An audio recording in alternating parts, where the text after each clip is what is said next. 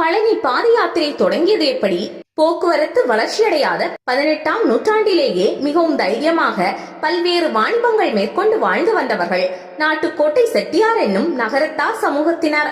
சுமார் 450 ஆண்டுகளுக்கு முன் இந்த சமுதாயத்தை சேர்ந்த வணிகர் ஒருவர் உப்பு வியாபாரம் செய்து வந்தார். ஒரு கட்டத்தில் அவரது வாணிபம் நலிவடைந்தது. அதனால் பழனி முருகனிடம் தன் வாணிபம் பெருக செட்டியார் மனமுருகி முறையிட்டார்.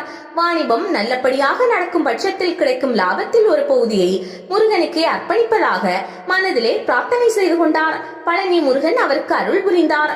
உப்பு வாணிபம் மேன்மேலும் வளரத் தொடங்கியது. செட்டியாரும் தான் வேண்டிக் கொண்டபடி முருகனுக்காக ஒதுக்கிய வருமான பங்கு பணத்தை ஆண்டுதோறும் தன் ஊரிலிருந்து பழனிக்கு பாத யாத்திரையாகவே சென்று கொடுத்தார். முருகனின் கருணை வெள்ளத்தில் அவர் அடுத்து வந்த ஆண்டுகளில் நோன்பிருந்து ஒரு குழுவாக நடைபயணம் வந்து ஆண்டுதோறும் வழிபாடு செய்யும் வழக்கத்தை மேற்கொண்டார். இதை அறிந்த மற்ற நகரத்தார்களும் ஆண்டுதோறும் தைப்பூச திருநாளில் முருகனை தரிசிப்பதற்காக பல குழுக்களாக பாத யாத்திரை மேற்கொண்டு பழனி நோக்கி வந்தனர். இப்படிதான் பழனி பாத யாத்திரை பிரபலமாகியது.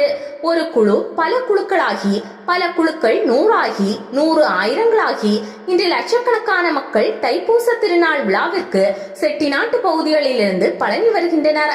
இச்சமூகத்தினர் அனைவரும் தங்கள் ஊர்களிலிருந்து நடந்து குன்றக்குடி வந்தடைந்து அங்கு ஒன்று கூடி குன்றக்குடி முருகப்பெருமான் ரத்தினவேல் துணைக்கு வர காவடிகளுடன் தங்கள் குருவான சாமியாடி செட்டியாரின் தலைமையில் பாத யாத்திரை மேற்கொள்கின்றனர்.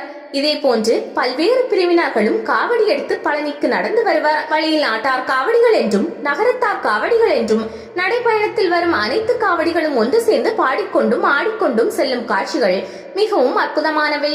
நாள்தோறும் அன்றாட பயண முடிவில் ஓரிடத்தில் ஒன்றாக காவடிகளை இறக்கி பூஜைகள் செய்து நடைப்பயணம் மேற்கொள்ளும் பக்தர்கள் பசி தாகம் தீர்த்துவிட்டு மறுபடியும் பயணம் மேற்கொள்வர்.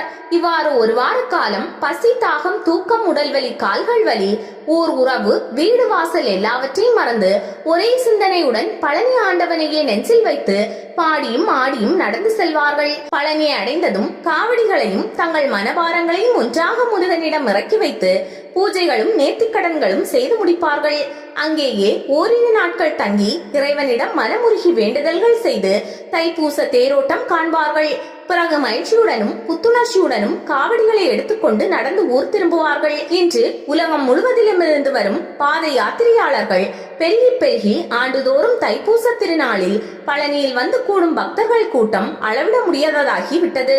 தமிழகத்தின் பல பாகங்களில் இருந்தும் ஒரு மாதத்திற்கு முன்பே பழனி நோக்கி பக்தர்கள் நடக்க தொடங்கி விடுவார்கள். தமிழகத்தின் எந்த கோவிலிலும் பாத யாத்திரை பக்தர்கள் இந்த அளவுக்கு கூடுவதில்லை என்பது குறிப்பிடத்தக்கது.